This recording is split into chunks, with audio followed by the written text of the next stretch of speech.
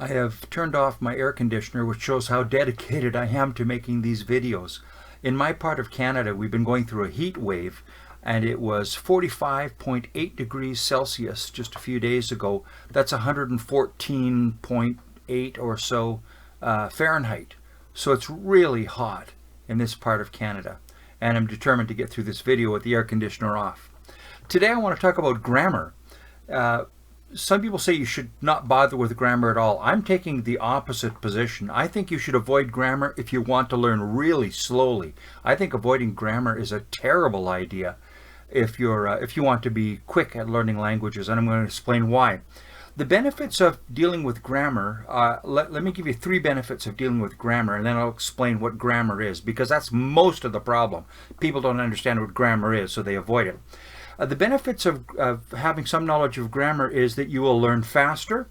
You'll have a lot more peace when you're dealing with language learning resources. You'll be way more comfortable. You will have access to what I call dense textbooks.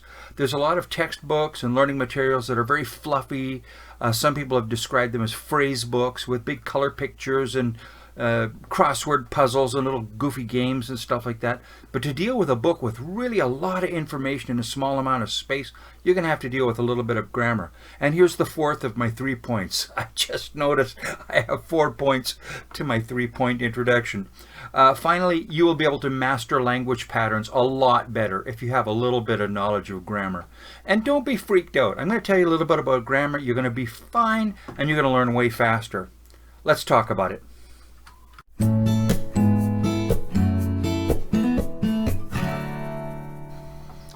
One of the most common problems people have with language learning and talking about grammar is they don't know what grammar is. And so you can find videos online. Don't learn grammar. You don't need grammar to learn languages. Just follow my example. The truth is, you don't need grammar. You don't need to study grammar to become multilingual. I like what Ollie Richards says. I like the way he worded it especially. He said, no one has ever studied their way to fluency. It's very true. So the idea that you could become fluent just by getting smart enough and understanding grammatical rules and applying them at high speed, well, of course that's nonsense. But that's not what grammar is really all about, and that's not the benefit of having some understanding of grammar. All grammar is seeing a pattern in the language and giving it a name. That's all it is. So I teach my Spanish students grammar all the time, but I usually don't tell them that I am. So for example, I tell them, let's look at the word to speak, hablar. I speak, hablo. Oh, I understand, comprendo. I need, necesito. These are words that they can usually recognize. And I say, notice the ending on each one of those. It's always an O.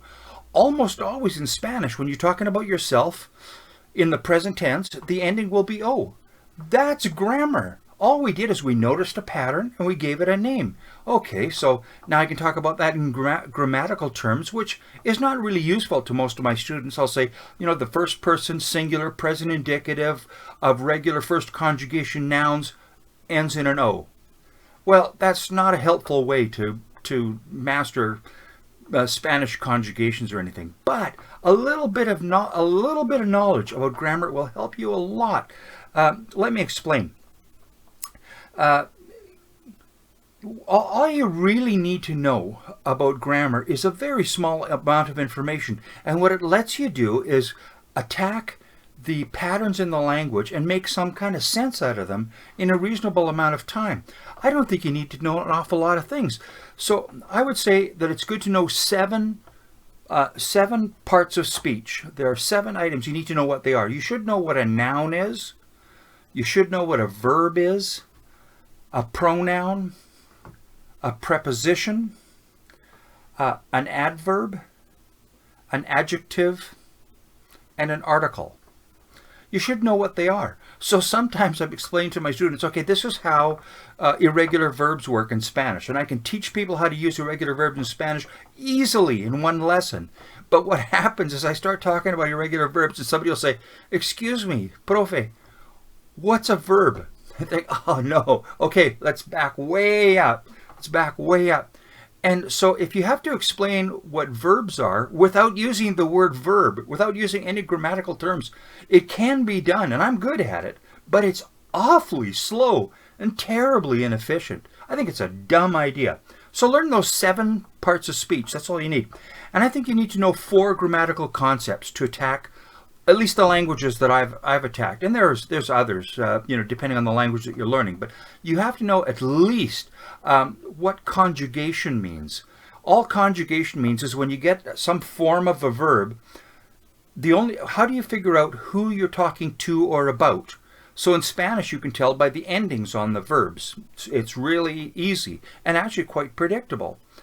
In English, God help you, you can't tell anything except if there's a pronoun before it. But do verbs have conjugation in the language that you're learning? In some languages they do, and in some languages they don't. Declensions. Some languages have endings on all kinds of other words, not just verbs, but on the nouns and the adjectives.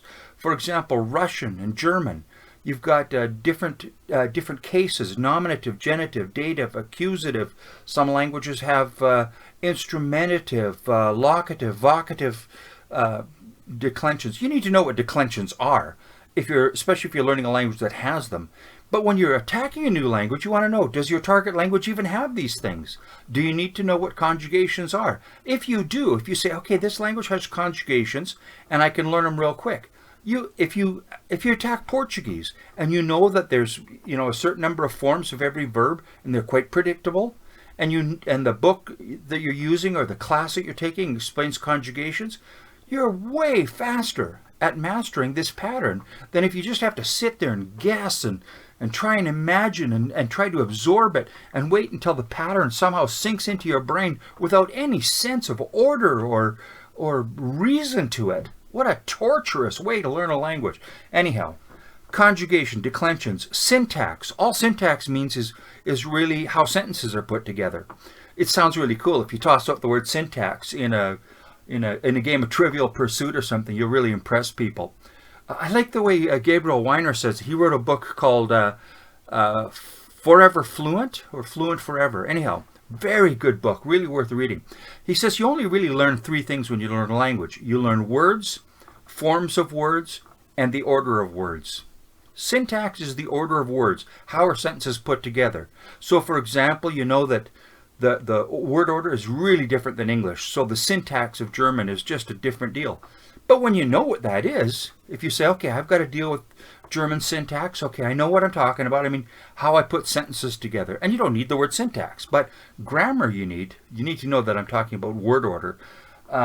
Spanish word order tends to be a lot like English, but if you know that you're looking for that, then you can make some sense out of it. Finally, morphology. That's just a really fancy word for word forms, different forms of words. So, for example, we have in English the word speak and speaks. When do you have the S on the end?